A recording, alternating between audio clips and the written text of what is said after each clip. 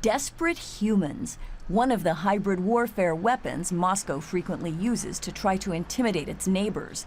This time, the deployment of hundreds of inadequately dressed asylum seekers in Finland has prompted the government to close border crossings with Russia. Even though the numbers have not been so significant on their own, Finland wants to send a clear message that this is not acceptable. Officials say the latest arrivals admit getting Russian assistance. Apparently, the route is that they fly or are flown to Moscow, where they get help, probably for a fee. This reverses long-standing cooperation in which Russian border officials would prevent people without visas from going further.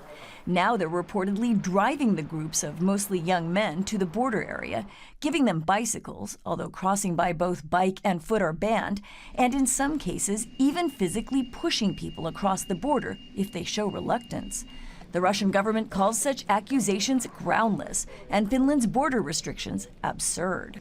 We hope that common sense will prevail in Helsinki, and they will abandon destructive ideas like the total closure of the border. Helsinki has asked for backup of 60 officers from the European Union's border control agency Frontex. To Russia we say, we will not let you divide us. To Finland we say, the European Union is behind you. Under international law, Finland must keep open at least one land route for asylum seekers to lodge applications. When the government closed the 4 crossings in southern Finland, it kept 2 more open to facilitate this process, but warned more countermeasures may be taken. The situation could soon become more difficult, both practically and politically. Even if the number of arrivals doesn't escalate dramatically, the temperature is dropping.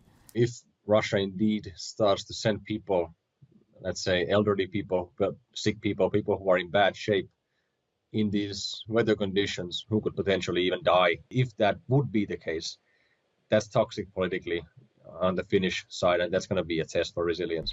But opening the gates would also be dangerous. That also sends the signal that at the end of the day, we can be pressured to do what Russia wants. By the end of this interview, Henry Vanhanen was getting news alerts that asylum seekers in poor physical condition were indeed turning up at the border, a dilemma for the Finnish government made no less precarious just because it was predictable. Subscribe to Oneindia channel and never miss an update.